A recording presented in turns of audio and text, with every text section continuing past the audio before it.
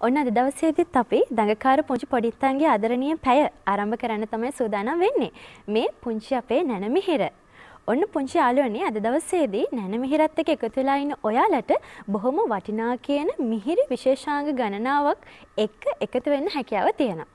අද අපිත් එක්ක විශේෂ කෙනෙක් එකතු වෙලා ඉන්නවා. ඒ තමයි ප්‍රවීණ ලේඛක, ඒ වගේම ප්‍රවීණ මාධ්‍යවේදියෙක්. එතුමා පිළිබඳව කතා කරන නම් බොහෝ දේ තියෙනවා. අපිට එතුමාගෙන් ඉගෙන ගන්නට බොහෝ දේ තිබෙනවා. අපි තාමත් ආදරෙන් අද නැනමිහිරට පිළිගන්නවා සමුද්‍ර වෙතසිංහ මාමව. අයබෝවන්. අයබෝවන්. අද ඔබතුමාත් එක්ක එකතු වෙලා අපි කතා කරන්න සූදානම් වෙන්නේ බොහොම විශේෂ පුද්ගලයෙක් ගැන.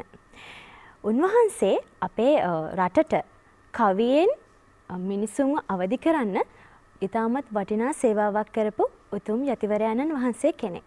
එස් මහින්ද හාමුදුරුවෝ. අද එස් මහින්ද හාමුදුරුවෝ ගැන අපි කතා කරන්න සූදානම්. සමුද්‍ර මාමේ. එස් මහින්ද හාමුදුරුවෝ කියන්නේ කවුද? අපි පුංචි පොඩිත්තන්ට අපි කියලා දෙමු. ඔව් ඇත්තටම ටිබෙට් ජාතික එස් මහින්ද හාමුදුරුවෝ අපේ රටේ කවීන් අතර විශේෂිතම චරිතයක්.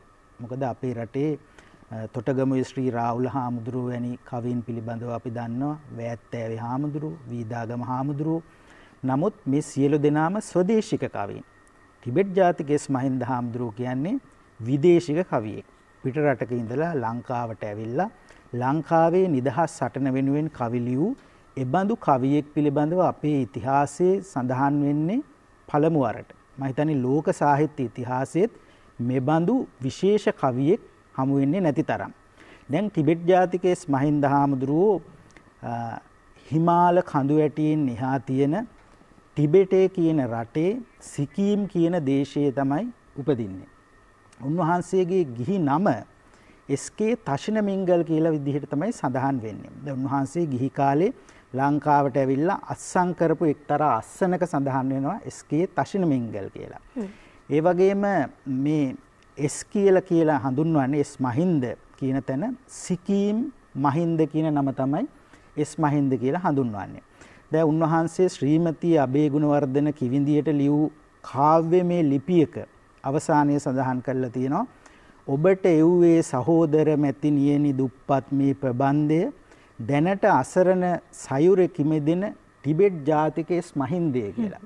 ඉතින් ඒකෙන් උන්වහන්සේ Tamanගේ නම ටිබෙට් ජාතික එස් මහින්ද හිමි යනුවෙන් පාවිච්චි කරපු බවට සනාථ වෙනවා. දැන් මේ මහින්ද හාමුදුරුවෝ ඉපදෙන්නේ ටිබෙටේ සිකීම් දේශයේ ඊටාම වැදගත් පවුලක. උන්වහන්සේ සහෝදරයන් 4 දෙනෙකින් යුක්ත පවුලක බාලම දරුවා විදියට තමයි උපදින්නේ. උන්වහන්සේගේ වැඩිමහල් සහෝදරයෙක් කල්කටා විශ්වවිද්‍යාලයේ සිකීම් භාෂාව පිළිබඳ මහාචාර්යවරයෙක් විදිහට කටයුතු කර බව සඳහන් වෙනවා. ඒ වගේම සිකීම් දේශයේ රජුගේ අග්‍රාමාත්‍යවරයා ලෙස උන්වහන්සේගේ එක් සහෝදරයෙක් කටයුතු කර බව වාර්තාගත වෙලා තියෙනවා. ඒ වගේම තුන්වෙනි සහෝදරයා සිකීම්හි පුන්නජි නමින් පැවිදිව සිටි බවත් සඳහන් වෙලා තියෙනවා. සිව්වැන්න තමයි එස් මහින්ද හාමුදුරුවෝ. දැන් ඔබතුමා අපිට කියලා දුන්නනේ යාළුවනේ මේ එස් මහින්ද හාමුදුරුවෝගේ පුංචි කාලේ කොයි වගේද කියලා. ඒ වගේම තමයි එස් මහින්ද හාමුදුරුවෝ ඉතාමත් ප්‍රකට කවි ලියුවා. ඒ වගේම උන්වහන්සේ ලියපු ගීතත් අද ඉතාමත් ජනප්‍රියයි. එහෙම ගීත මොනවාද?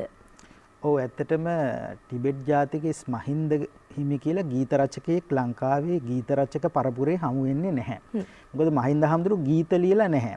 උන්වහන්සේ ලියලා තියෙන්නේ කවි.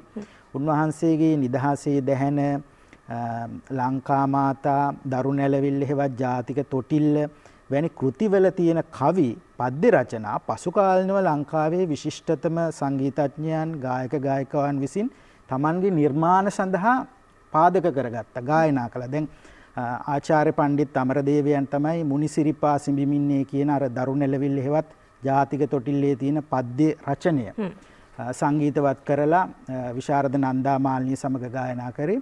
ඒ වගේම විශාරද සුනිල් එදිරිසිංහයන් ඔහු තෝරාගෙන ඔහු ස්වකැමැත්තෙන් මහින්ද හාමුදුරුවන්ගේ කවියක් මගේ ගීතයක් විදිහට ගයන්න ඕනේ කියන කැමැත්තෙන් තෝරාගෙන තමයි ලක්වැසියන් කෙරෙහි නැමි කියන ගීතේ ගායනා කරන්නේ. ඔහු ඒ ගීතේ තනුවත් ඔහුගෙමයි. සුනිල් එදිරිසිංහයන්ගෙම තමයි තනුවත්. ඒ ස්වකැමැත්තෙන් මේ විදිහට ගීත ගායනා කළා. දැන් රූපවාහිනිය නිෂ්පාදනය කළ ආචාර්ය රෝහණ වීරසිංහයන් සම්බන්ධව ගායනා කරන මොනවද මුත්තේ මොකද කරන්නේ ගීතයත් ඒ විදිහට මහින්ද හාමුදුරුවෝ ලියපු කවි පොත්වල තිබුණු කවි. ඒව තමයි පසු කාලෙම අපේ රටේ විශිෂ්ට සංගීතඥයන් ගායක ගායිකාවන් ගායනා කළේ. ඒ ගීත ඉතාම ජනප්‍රියයි.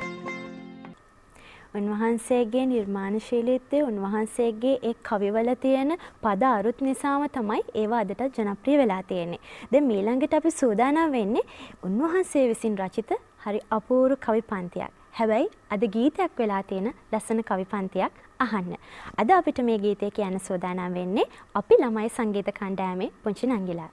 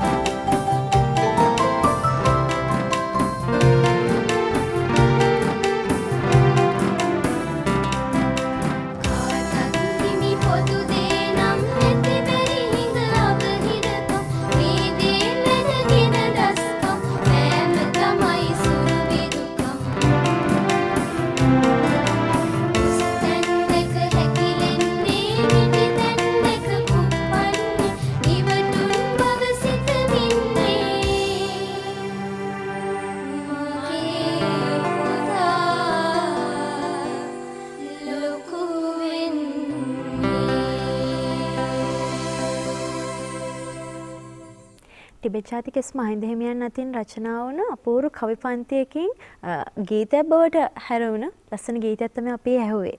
මම කැමතියි මේ ගීතයේ මොනවාද මේක යට අරුත මොකක්ද කියන එක පිළිබඳව ඔබතුමාගෙන් දැනගන්න. ඔව් ඇත්තටම මේ ගීතය පුරාම මේ පද්‍ය රචනාව පුරාම මේ දරුවෙකුට දෙන උපදෙස් මාලාවක් තමයි අන්තර්ගත වෙන්නේ. ඇත්තටම මේ එහි තියෙන අර්ථය සදාතනික අර්ථයක්. ඒ කියන්නේ අපි දන්නවා දැන් ලෝක ඉතිහාසය තුල ශ්‍රේෂ්ඨ වීරයන් බවට පත් වුණු අය මහත්මා ගාන්ධිතුමා, ජවහර්ලාල් නේරුතුමා, එහෙම නැත්නම් ඒබ්‍රහම් ලින්කන් තුමා, එහෙම නැත්නම් ලංකාවේ අනගාരിക ධර්මපාලතුමා, බ්‍රහ්මචාරී වරිසිංහ හරිශ්චන්ද්‍රතුමා වැනි මේ ශ්‍රේෂ්ඨ උතුමන් ගත්තොත් එය තමන්ගේ පෞද්ගලික ජීවිතය පමණක් ගෙවා අවසන් කරයි නෙමෙයි. එය තමන්ගේ රට වෙනුවෙන්, මිනිස්්‍ය වර්ගයා වෙනුවෙන් විශේෂිත වූ කාර්යභාරයක් ඉටු කරපු අය, යුතුයකමක් ඉටු කරපු අය. දැන් මේ පද්‍ය රචනාවෙන් මේ ගීතයක් බවට පත් වුණු මේ කවියෙන් පැහැදිලිවම කියන්නේ අන්න ඒ බඳු කාර්යයක් සඳහා මේ දරුවන්ට කැප වෙන්න කියන එක. Taman ලැබූ දිවි පෙවෙතේ කොටසක් රට සමයේ වෙතේ පුද නොකොලොත් නුඹෙන් පුතේ මෙලොවට කිසි පළක් නැතේ කියන කාරණාව ඉතා පැහැදිලිවම කියනවා තමන් ඉපදුණු රටට මිනිස්්‍ය සමාජයට තමන් සේවය කරන කෙනෙක් වෙන්න. ඒ සේවය කරන වෙලාවේ තමන්ට එන නිന്ദා අපහාස ගර්හා ඒවා සමසිතින් බාර ගන්න කියන කාරණාව කියනවා. ඒ වගේම අපි සියලු දෙනා ඉපදුණු අපි ජනිත වුණු රට පිළිබඳව ආදරයක් ඇල්මක් සහ ඒ වෙනුවෙන් කැපවීමේ අරමුණක් හැම කෙනෙක්ගේ සිත් තුළ රෝපණය කරන උදාර සිතුවිලි ඇත්තටම උදාර අදහස් ශ්‍රේෂ්ඨ අදහස් රාශියක් දරුවන්ට sannivedanaya කරන මේ ගීතෙන්. උන්වහන්සේගේ කවි පුරාවටම ඒ උදාර සිතුවිලි අපේ හිත තුළ ජනිත කරන්නට සමත් වෙනවා. දැන් ඔබතුමා සඳහන් කරා උන්වහන්සේ ස්වදේශිකයෙක් නෙමෙයි. හැබැයි ලංකාවට එනවා. ලංකාවට පැමිණිලා පැවිදි වෙනවා. මේ විස්තර ගැන චුට්ටක් කියන්නකෝ. ඔව්. මීට කලින් අපේ සාහිත්‍ය ඉතිහාසය තුල විදේශ රටවල සිට මේ රටට පැමිණි සාහිත්‍යකරුවන් සංචාරකයන් පිළිබඳව සඳහන් වෙනවා. දැන් පාහියන් භික්ෂුව එබඳු කෙනෙක්. හියුන්සාන් එබඳු කෙනෙක්. ඒ වගේම මේ සිංහලෙන් තිබුණු අටුවා කතා කියන ඒවා අපේ දරුවෝ මේව දැනගත යුතු නිසා මම කියන්නේ අටුවා කතා පාලි භාෂාවට පරිවර්තනය කරන්න ඉන්දියාවේ සිට ලංකාවට පැමිණිය මහා පඬිවරයෙක් උන්වහන්සේ බුද්ධ ഘോഷ අර්ථ කතාචාර්යයන් වහන්සේ කියලා කියන්නේ. උන්වහන්සේ තමයි විසුද්ධි මාර්ගය කියන අති සම්භාවනීය විශිෂ්ට ධර්ම ග්‍රන්ථය රචනා කරන්නේ. මේ සියලු දෙනාම විදේශයන්ගේ සිට ලංකාවට ඇවිල්ලා ලංකාවේ වාසය කරලා ආපහු ගිය අය. දැන් ටිබෙට් ජාතිකයේ මහින්ද හාමුදුරුවෝ එහෙම නෙමෙයි. සිකීම් දේශයේ ඉඳලා Tamanගේ සහෝදරයා වන සිකීම්හි පුන්නජි කියන හිමි පානන් සමග ලංකාවට පැමිණෙනවා. ඒ කාලේ ලංකාවට පැමිණුණු ධර්මදූත භික්ෂුන් වහන්සේ නමක් ඉඳලා තිනවා ජර්මන් ජාතික ඥානාතිලෝක හිමියන් කියලා. උන්වහන්සේ ලංකාවේ ජර්මන් ආශ්‍රමයක නමින් ධර්මදූත මධ්‍යස්ථානයක් ආරම්භ කරලා තියෙනවා පොල්ගස් දුව කියන ප්‍රදේශයේ. මේ එස්.කේ. තෂින මිංගල් ඒ කියන්නේ ගිහි නමින් සිටි මහින්ද හාමුදුරුවන්ගේ ගිහි කාලේ අවුරුදු 12 දී උන්වහන්සේ ලංකාවට පැමිණෙනවා තමන්ගේ සහෝදරයාත් සමග. ඒ පැමිණිලා වයස අවුරුදු 12 දී ලංකාවේදී පොල්ගස් දුව ආරාමයේදී එස් මහින්ද නමින් පැවිදි භාවයට පත් වුණු බව වාර්තාගත වෙලා තියෙනවා. දැන් ටිබෙට් ජාතිකයේ මහින්ද හිමියන් අපි හඳුනගන්නේ උන්වහන්සේ පිළිබඳ කතා කරන්නේ උන්වහන්සේගේ කවි නිසා. උන්වහන්සේ කොහොමද මේ කවි ලියන්න පෙළඹුණේ? ඔව් ඇත්තටම මේක මේ විස්මයජනක කාරණාවක්. මොකද උන්වහන්සේ සිංහල භාෂාව මාතෘ භාෂාව නෙමෙයි. උන්වහන්සේ ඉගෙනගෙන තියෙන්නේ පාලි සංස්කෘත වැනි භාෂා ඉගෙනගෙන තියෙන අධ්‍යාපනයේදී උන්වහන්සේ ප්‍රාචීන පඬිත් විභාගයේ ප්‍රාරම්භ සහ මධ්‍යම කියන විභාග සමත් වූ බව සඳහන් වෙනවා. උන්වහන්සේට ඒ කාලේ හිටපු කවි ලියන භික්ෂුන් වහන්සේලාගේ සමීප ඇසුර ලැබිලා තියෙනවා. ඒ වගේම මේ වෙන විට අපේ රටේ මේ නිදහස් හටනේ ඊටාම දැඩි විදිහට ඇවිල්ලා යමින් තිබුණු අවධිය.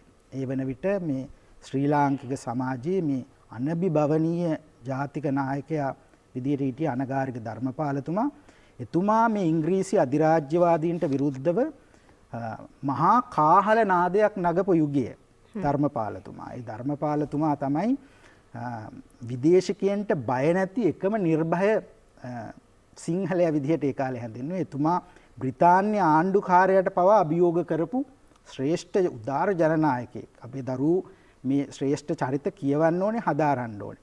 මේ Lactogro Comfort Pro සතුටින් සිටින්නයි සතුටින් වැඩෙන්නයි from Nestle. අනගාരിക ධර්මපාලතුමාගේ කාහල නාදයෙන් පිබිදුණු බොහෝ අය කවි ලියන්න පටන් ගත්තා. දැන් පියදාස සිරිසේන වැනි ලේඛකයන් නවකතා ලිව්වා, කවි ලිව්වා. කුමාරතුංග මුනිදාසයන් කවි ලිව්වා. බොරලැස්ගමුවේ ජී.එච්. පෙරේරා වැනි කවීන් පද්‍ය රචනා කවි ලිව්වා.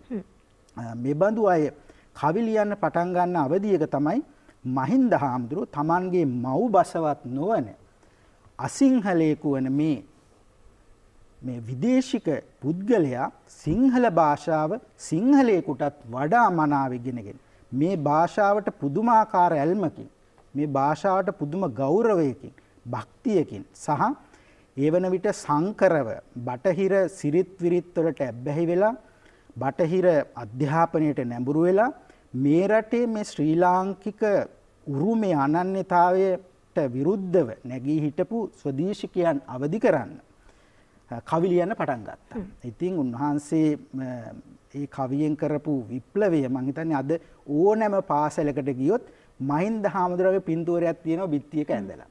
හැම තැනම තියෙනවා ජාතිය රන් විමනක් වේ, ආගම මිනි පහනක් වේ, ඒ රැක ගන්නට මෙලොවේ සමත් වෙතොත් පුත නුඹ වේ කියන කවිය නොලියපු පාසලක් මම දැකලා නැහැ. ඒ තරමටම මහින්ද හාමුදුරුවෝ අපේ රටේ අපේ ජාතිකයේ තරමටම අපි අතර ප්‍රසිද්ධයි. අපි උන්වහන්සේට හරිම ආදරේ. අර අපි අහලා තියෙනවා සහ අපේ පොතපතේ කියවලා තියෙනවා ටිබෙට් ජාතික මහින්ද හිමියන් කියන්නේ පංහිඳ අසිපතක් කරගෙන කවි ලියපු යතිවරයන්න් වහන්සේ කෙනෙක් කියලා. උන්වහන්සේ ඒ විදිහට ලියපු පොතපත මොනවද? ඔව් ඇත්තටම මහින්ද හාමුදුරුවෝ රචනා කරලා තියෙන පොත් ප්‍රමාණය 40ක් පමණ වෙනවා. උන්වහන්සේව රචනා කරලා තියෙන්නේ මේ පුස්තිකා හැටියට අපි බුක්ලට්ස් කියලා කියනවා. කුඩා ප්‍රමාණයේ පද්‍ය රචනා කෘති. උන්වහන්සේගේ පළවෙනි කෘතිය ඔවා මුතුදම නමින් පළ වෙලා තියෙනවා. ඊළඟට උන්වහන්සේ කවුමින නමින් කෘති මාලාවක් පාසල් ළමින් වෙනුවෙන් රචනා කරනවා. ඊළඟට නිදහසේ දැහැන, නිදහසේ මන්ත්‍රය, දරුණු ඇලවිල්ල හේවත් ජාතික තොටිල්ල, ලංකා මාතා මේ ආකාරයට උන්වහන්සේ මේ නිදහස් සරගලය මුවහත් කරන්න කවි ලියනවා. මේ නිදහස් සරගලය මුවහත් කරන්න ලියපු කවි වලට අමතරව උන්වහන්සේ අවසාන කාලයේ ස්වර්ණමාලී මහා කාව්‍ය නමින් රුවන්මැලිසෑයි ඉතිහාසය පිළිබඳ කාව්‍යයක් රචනා කරලා තිනවා. ඒ වගේම රාහුල හාමුදුරුවන් පිළිබඳව ළමා කෘතියක් රචනා කරලා තිනවා. මේ සියලු නිර්මාණ අතර උන්වහන්සේ වඩාත් අදටත් සම්භාවනාවට ලක් වෙන්නේ ජාත්‍යානුරාගයේ දේශානුරාගයේ අවදි කළ ශ්‍රේෂ්ඨ කවියෙක් විදිහට.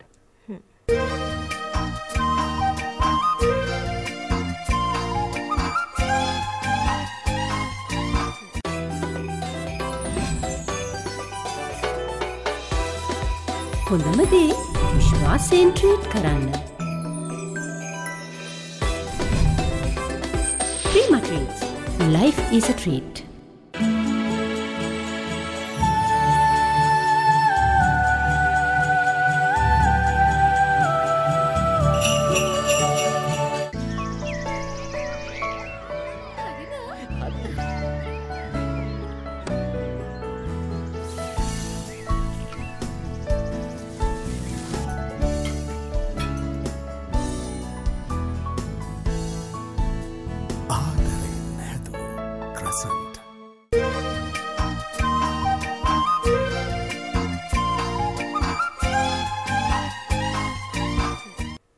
දැන් උන්වහන්සේ පිළිබඳ කතා කරන්න දේවල් බොහෝමයක් තියෙනවා. පුංචි පොඩිත්තනේ දැන් අපි සෝදානම් වෙන්නේ ටිබෙට් ජාතික මහින්ද හිමියන් අතින් රචනා වුණ ලස්සන කවි පන්තියක් අහන්න.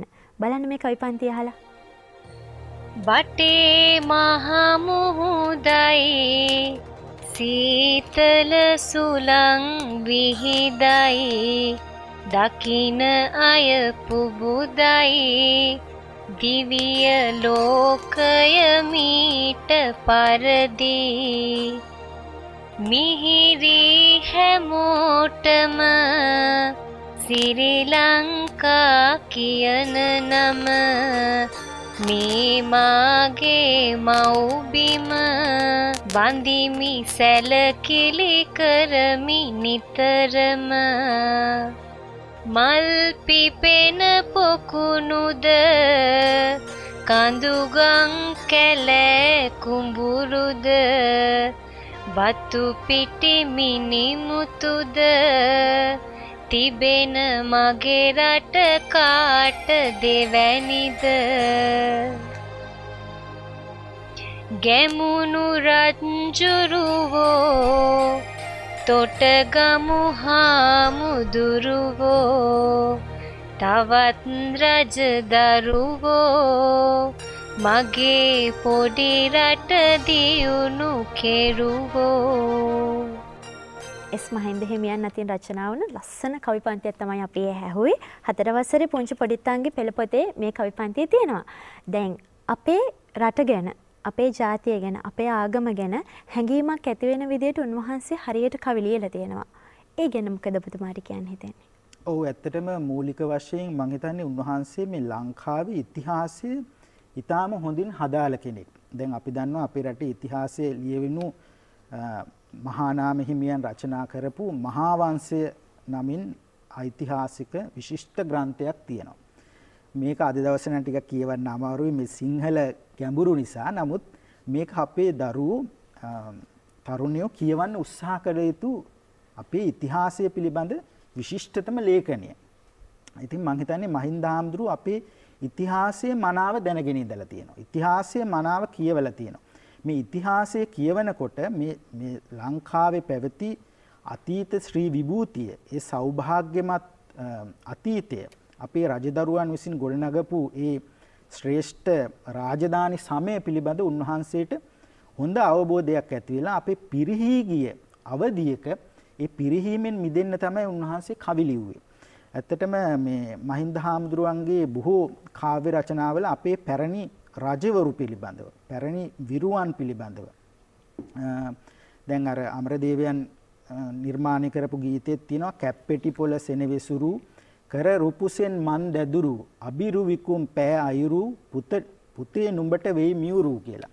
ඇත්තට මේ ශ්‍රේෂ්ඨ ජාතික චරිත හදාරලා ඒ චරිත පිළිබඳ ඇතිවෙච්ච මේ මහත් වූ මේ සෙනෙහසකින් ආවේගයකින් තමයි උන්වහන්සේ කවි ලියන්නේ.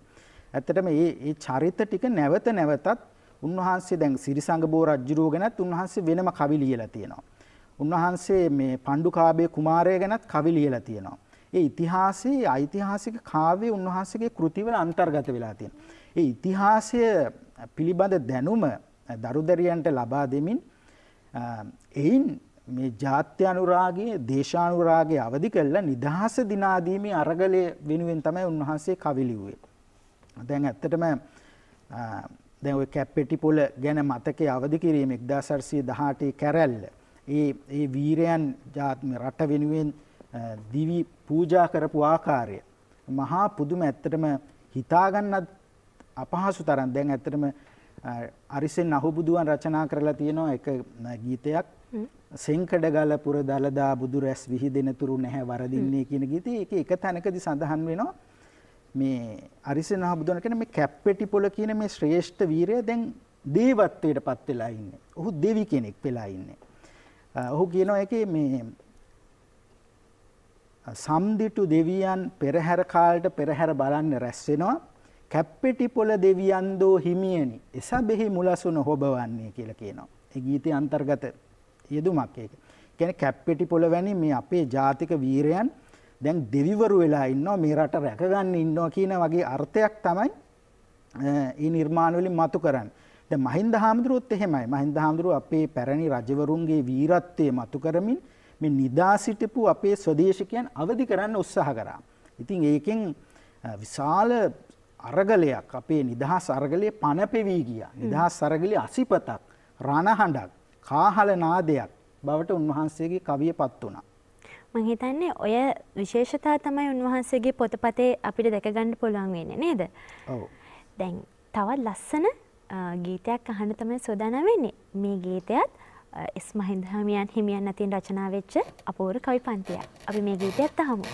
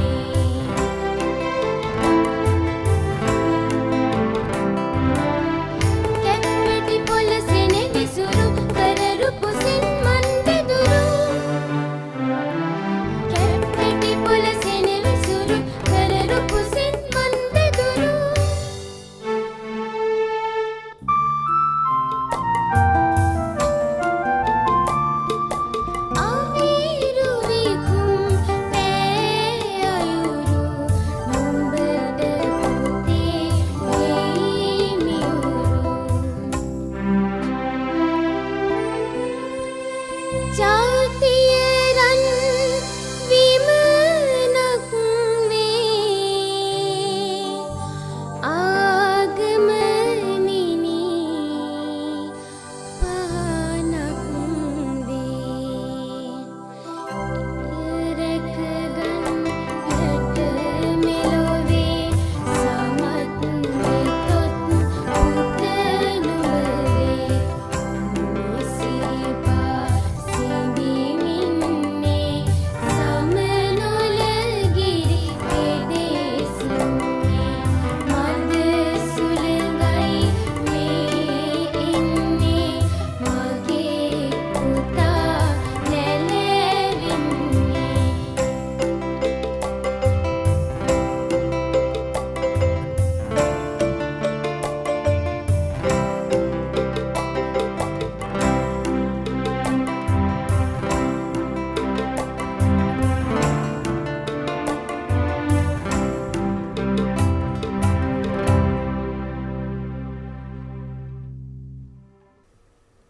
මුනිසිරිපා සිඹිමින්නේ ගීතය. මේ ගීතය හරිම ජනප්‍රියයි. මේ ගීතයේ තියෙන විශේෂතාව මොනවාද? ඔව් ඇත්තටම මේ ගීතයත් අර දරුවෙක් නලවන අවස්ථාවක දරුවා නලවන අතරේ නිකම්ම නැලවිල්ලක් ගයනවට වඩා දරුවාගේ හිත තුල උදාර අදහස් ශ්‍රේෂ්ඨ අදහස් ජනනය කරන්න මේ ඒ උදාර සිතුවිලි ඇතිවන ආකාරයේ පද්‍ය නිබන්ධනයක් තමයි මේ ගීතයත්. ඇත්තටම දැන් මේ ගීතේත් අපේ ඉතිහාසයේ පුරාම කැටි වෙලා තියෙන වීරත්වය තමයි උන්වහන්සේ මතු කරන්න උත්සාහ කරන්නේ. ඒ වීරත්වයේ තුලින් කියනවා තමන්ගේ රට වෙනුවෙන්, තමන්ගේ ජාතිය වෙනුවෙන්, තමන්ගේ මානව සමාජය වෙනුවෙන් දිවි උවත් පුදන්න සූදානම් විය යුතුයි කියන කාරණාව උන්වහන්සේ මේකෙන් මතක් කරනවා. මම හිතන්නේ ඒක අපේ දේශානුරාගී දේශාභිමානී අතීතයේ ගීතවල තිබුණු උදාර අදහස්. ඇත්තටම ඒක ඊටාම වටිනවා.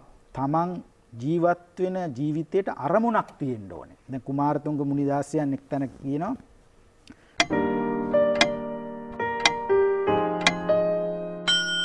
commercial credit රන් ණය ජීවිතයයි රත්තරන්.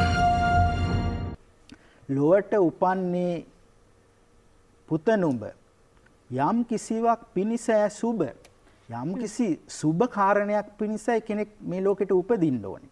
ඉන්න තමන්ගේ ජීවිතයේ නිර්පරාධ නිස්කාරණේ හුදු පෞද්ගලික විනෝදය හෝ සතුට වෙනුවෙන් ගත නොකර තමන්ගේ රට වෙනුවෙන් තමන්ගේ සමාජය වෙනුවෙන් මානව වර්ගයා වෙනුවෙන් උදාර මෙහෙවරක් කරන්න කියන එක තමයි උන්වහන්සේ මේ ගීතේනොත් දෙන පණිවිඩය.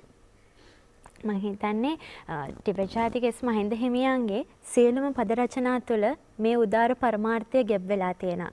පුංචි පොඩිත්තන්ට හරිම වටිනා ආදර්ශ ගණනාවක් ඒ කවි පන්තිය ඇතුලේ තියෙනවා. ඊළඟට අපි අහන්න සූදානම් වෙන තවත් අපූර්ව ගීතයක්. ඔයගොල්ලෝ අහලා තියෙනව නේද? මොනවද මුත්තේ මොකද කරන්නේ? මේ ගීතය අහලා තියෙනව නේද? මේ ගීතය ඉක්මනින්ම අහලා අපි නැවතත් අපේ කතා බහත් එක්ක එකතු වෙමු.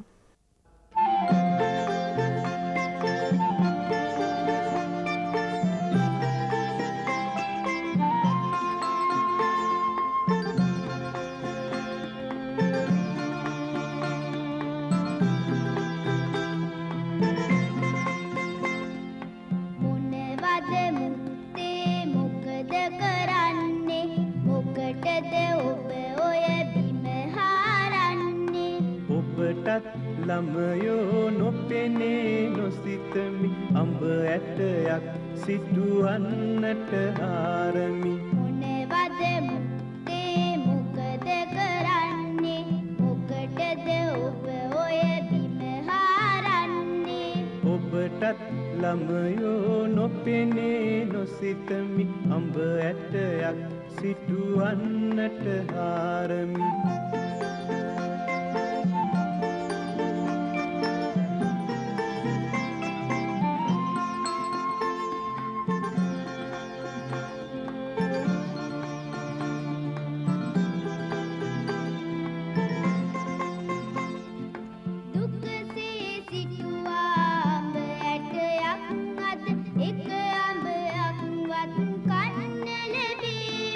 මම ළමයෝමින් අඹයක් නොපතමි යුතුයකම පමණක් ඉටු කොට තබනෙමි තමන්ට නොලැබෙන දෙකින් ලෝකෙට කරන්ට හැකි දේ නොමතේරෙයි මට පුදුමයි ළමයෝ ඔබේ ඔය අදහස හැදුනොත් කොහොමට ඔබටම වෙයි දොස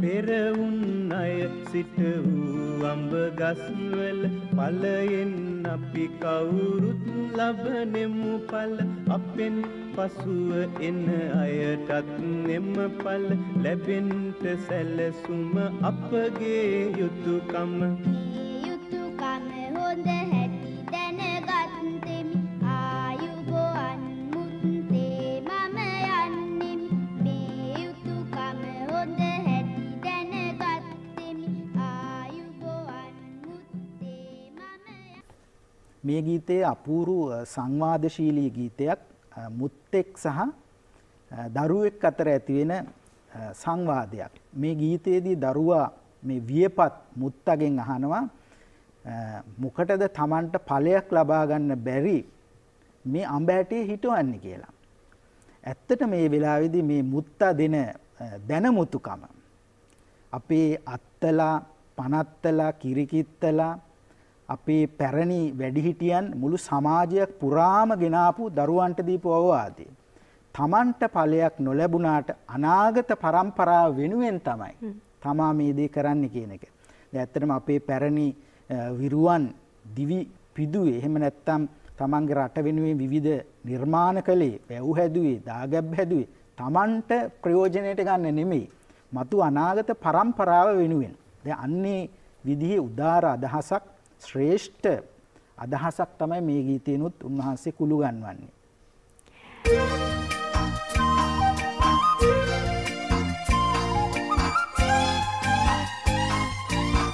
බුද්ධං සරණං ගච්ඡාමි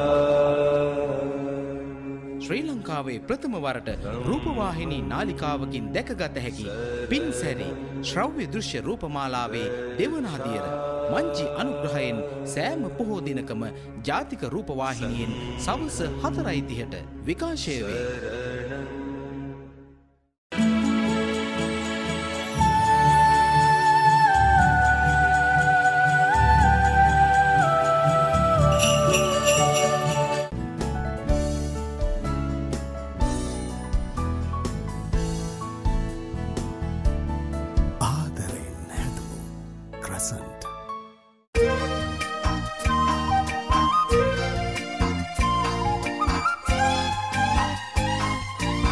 පුංචි කාලේ ඉඳලම අපේ පුංචි පොඩිත්තෝ ඉගෙන ගන්න ඕනි අපේ රට ජාතිය ආගම වෙනුවෙන් අපිට කරන්න පුළුවන් උපරිම යුතුයකම කවදා හරි අපි වැඩිහිටියෝ වුණාම ඉටු කරන්න. දැන් එස් මහින්ද හාමුදුරුවෝ ගැන අපි ගොඩක් දේවල් කතා කරානේ. මොනවාද උන්වහන්සේගේ ජීවිතයෙන් පුංචි අපිට එකතු කරගන්න පුළුවන් දේවල්? මොනවාද උන්වහන්සේගේ ජීවිත කතාව තුළ අපිට ගන්න පුළුවන් ආදර්ශ? ඔව් ඇත්තටම ආදර්ශ ගණනාවක් තියෙනවා.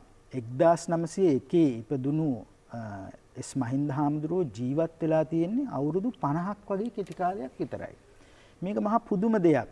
ඇත්තටම අපේ සාහිත්‍ය ඉතිහාසයේ මහා විශිෂ්ට කවීන්, මහා විශිෂ්ට ලේඛකයන් ඊටම කෙටි කාලයක් තමයි ජීවත් වෙලා තියෙන්නේ. දැන් මහගමසේකර කියන මේ ශ්‍රේෂ්ඨ ගීත රචකයා කවියා අවුරුදු 47ක් වගේ කෙටි කාලයක් තමයි තමන්ගේ ජීවිත කාලය ගත කරලා තියෙන්නේ. ඒ වගේම කොළඹ යුගයේ ශ්‍රේෂ්ඨ කවියෙකු වන විමලරත්න කුමාරගම ඔහු වයස අවුරුදු 43ක් පමණ කෙටි කාලයක් තමයි ජීවත් වෙලා තියෙන්නේ. ඒ වගේම කොල්ලුපිටියේ පී.බී. ඇල්විස් පෙරේරා කියන ශ්‍රේෂ්ඨ කොළඹ යුගයේ කවියා අවුරුදු 49ක් වැනි කෙටි කාලයක් ජීවත් වෙලා තියෙනවා. ඒ වගේම අපි මහා පඬිවරයෙකු ලෙස සැලකෙන කුමාරතුංග මුනිදාසයන් අවුරුදු 57ක් වගේ කාලයක් තමයි ජීවත් වෙලා තියෙන්නේ. ඉතින් මට පුදුමයි ටිබෙට් ජාතිකේ මහින්ද හාමුදුරුවෝ අවුරුදු 50ක් වගේ කාලයක් තුර මේසා දැවැන්ත නිර්මාණ සම්භාරයක් කොහොමද කළේ කියලා. දැන් මහාචාර්ය සුනිල් ආරියරත්නයන් එස් මහින්ද හාමුදුරුවන්ගේ සියලුම පද්‍ය රචනා එකතු කළා කෘතියක් සම්පාදනය කළා තියෙනවා මහින්ද ප්‍රබන්ධ කියලා. මම හිතන්නේ අතක්බර පොතක් ඒක. විශාල ග්‍රන්ථයක්. ඉතින් මහින්ද හාමුදුරුවෝ ජීවිතේ කවියටම කැපවෙච්ච මේ මහා ශ්‍රේෂ්ඨ අතිවරයෙක්. අවුරුදු 50ක් වැනි කාලයක් තුල මම හිතනවා සිව්පද පද්‍ය රචනා 15000ක් පමණ උන්වහන්සේ රචනා කළා තියෙනවා කියලා. දැන් පී.බී. ඇල්විස් පෙරේරා කියන කවියා ගැන කතා කරන විචාරකයෝ කියනවා ඔහු අවුරුදු 49ක් වැනි කෙටි ජීවිත කාලය තුල මොන තරම් කවි ලියලා තියෙනවද කියනවනම් ඔහුගේ විෂය පරාසය කූඹියාගේ සිට මහා බ්‍රහ්මයා දක්වා තරම් මහා විශාල විෂය පරාසයක් ඔහු කාව්‍ය රචනාවලට පාදක කරගත්තා කියලා. මහින්ද හාමුදුරුවොත් එහෙමයි. දැන් මහින්ද හාමුදුරුවෝ නිදහස් සටන වෙනුවෙන් නෙමෙයි විතරක් නෙමෙයි කවි ලිව්වේ. දැන් උන්වහන්සේ මුකුණු වෙන්න මැල්ලුම ගැනත් කවි ලිව්වා. ගොට්ටු කළ මැල්ලුම ගැනත් කවි ලියලා තියෙනවා. එක තැනක කියනවා මේ මුකුණු වෙන්න ගැන ආයු එන්න, ලෙඩ නොවෙන්න, කතොත් මෙන්න මුකුණු වෙන්න. ওই විදිහට මුකුණු වෙන්න ගැනත් ලිව්වා. මේ විදිහට උන්වහන්සේ ගස් ලැබු ගැන, අන්නාසි ගැන, උන්වහන්සේගේ මේ ළමයින් වෙනුවෙන් ලියපු පද්‍ය රචනා කියවුවොත් පූසා ගැන, හාව ගැන, බල්ලා ගැන නොඑක් විදිහේ පද්‍ය රචනා තියෙනවා. මම ආරාධනා කරනවා අපේ දරුදරියන්ට මේ ඔබේ විෂය නිර්දේශයට අදාළ පද්‍ය රචනය විතරක් නෙමෙයි උන්වහන්සේගේ සියලුම පොත් ටික පුළුවන් නම් හොයාගෙන එකතු කරගෙන උන්වහන්සේගේ පින්තූරෙකුත් ඔබේ කාමරේ තියාගෙන උන්වහන්සේගේ පද්‍ය රචනා ටික කියවන්න අධ්‍යයනය කරන්න උන්වහන්සේව වීරයෙක් විදිහට සලකන්න කියලා. මම හිතන්නේ සමුද්‍ර මාම ඉතාමත් වටිනා පණිවිඩයක් පුංචි ආලට එකතු කරේ. අද දවසේදී ඉතාමත් වටිනා චරිතයක් පිළිබඳව තමයි අපි කතා කරේ. ඒ වගේම බොහොම මිහිරි ගීත කීපයක්ම අපි අහලා ලස්සන කතා බහක් එකතු වෙන්න පුංචි ආලට හැකියාව ලැබුණා.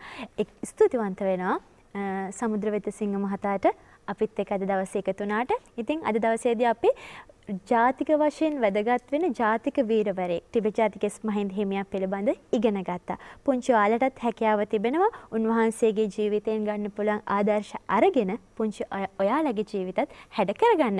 දැන් අපි සූදානම් වෙන්නේ උන්වහන්සේ විසින් රචිත රාත්‍රිය කවි පන්තියේ අපූර්ව කවි පන්තියත් එක්ක එකතු වෙන ගමන් පුංචි අපේ නැනමිහිරෙන් සමුගන්න. ලබන සඳුදාත් හරියටම සවස 5ට අපි මුණ ගැහෙමු. අයිබෝවන්.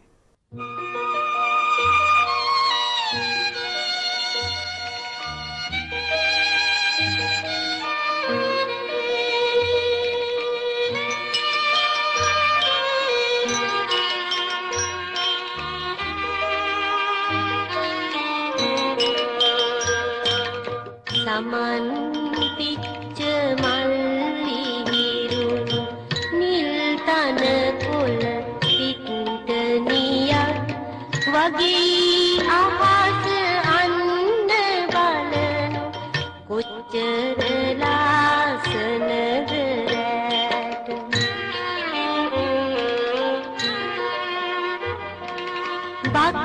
බකමුනෝ පියාවති අනික් කුරුල්